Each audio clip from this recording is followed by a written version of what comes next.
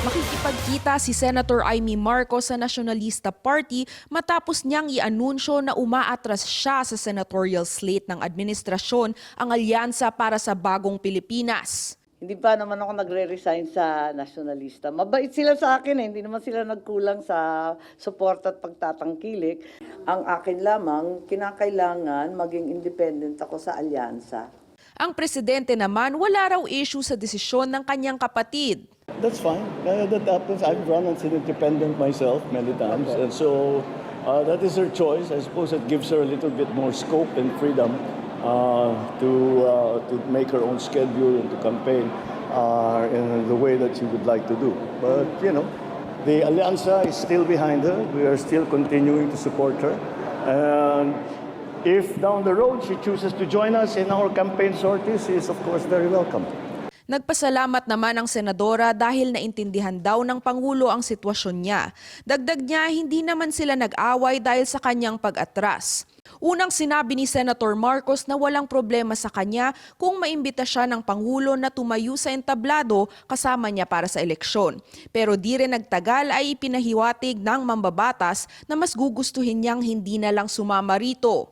Okay lang sa akin, tignan natin. Pero alam mo, may tinanong siya sabi niya kung bahagi ka ng alyansa, babanatan mo ba ako? Eh di sabi ko, nagpaabot din ako ng message. Siyempre hindi naman kita binabanatan kahit kailan. Yung mga tauhan mo pa. Ang problema, kapag may bumanat sa mga kasangga natin, na sa palagay ko wala namang kasalanan sa atin, may utang na loob pa kami, abay, ibang usapan yun, baka mag-react na ako, hindi ko kakayanin. Baka ako naman ang nagtatalak sa entablado, magwala doon o mahimatay. Hindi ko alam Baka may dramang ganun Huwag na lang. Ani Senator Marcos, hindi pa niya naiisip kung anong gagawin kung imbitahin siya ni Vice President Sara Duterte sa Senate slate nito kung magkaroon man. Maaalalang nabuwag ang tambalan ng Pangulo at Vice President o ang dating unity.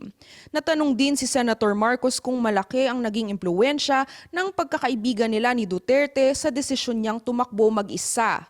Kung may dalawa kang malapit na kaibigan at sila'y nag-aaway, kakampihan mo ba yung isa laban sa isa?